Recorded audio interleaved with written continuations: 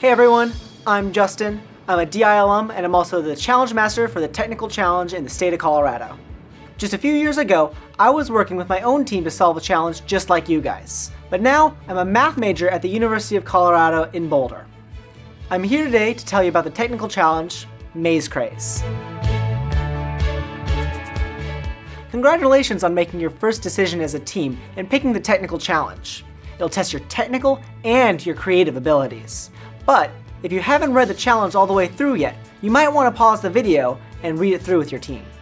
As you know, to solve this challenge, you'll have to create a maze traveler that will travel through a 16-foot by 16-foot maze that is revealed moments before you present. You will also have to transform a prop and remove an object from the maze. Today, however, we will explore the tournament procedures that your team will follow before you present your solution. Let's talk a little bit about the presentation area. Your team will have at least 20 feet by 20 feet of space to use, and you can use additional space should it be available at your tournament.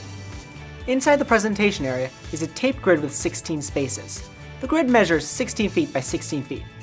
Inside this grid is the maze that your maze traveler will be navigating.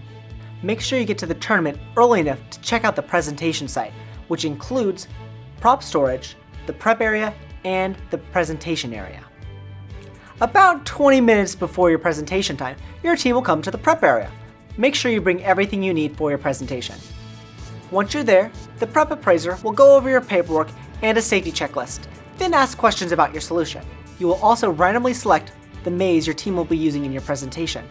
But you won't know which maze you've selected until right before your presentation time. Remember, the maze layouts are different for each competition level, so be sure to review which of the possible maze layouts are applicable to your team's level. Once you finish in the prep area, your team will move to the launch area, which is right next to the presentation area. Remember that the setup may be slightly different at each tournament, so be sure to check with your tournament director for specific details pertaining to your site. 2 minutes before you present, your team will receive a copy of the randomly selected maze for you to review. During this time, the appraisers will also set up your maze. They will ask you to confirm that it matches your copy. Now, there are many possible maze layouts in this challenge, but I'm going to walk you through one example of how it could be set up at your tournament. Each maze has an entrance and an exit line, which will be marked by arrows. One will be pointing into the maze, that's the entrance. The other will be pointing away from the maze, that's the exit. Each maze will have walls that the maze traveler cannot cross as it moves through the maze.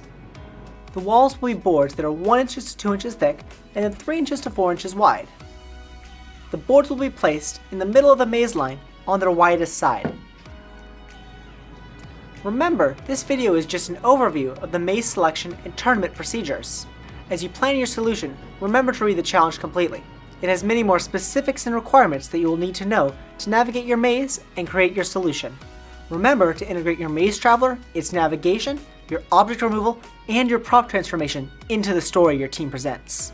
If you have any questions, be sure to check the challenge, the rules of the road, and the Destination Imagination website for any published clarifications. If you don't find an answer to your question, you can submit a team clarification. Instructions on how to submit those are listed in the rules of the road. Have fun solving this challenge. We can't wait to see your innovative and creative solutions, and I hope you guys have as much fun as I did when I did Destination Imagination.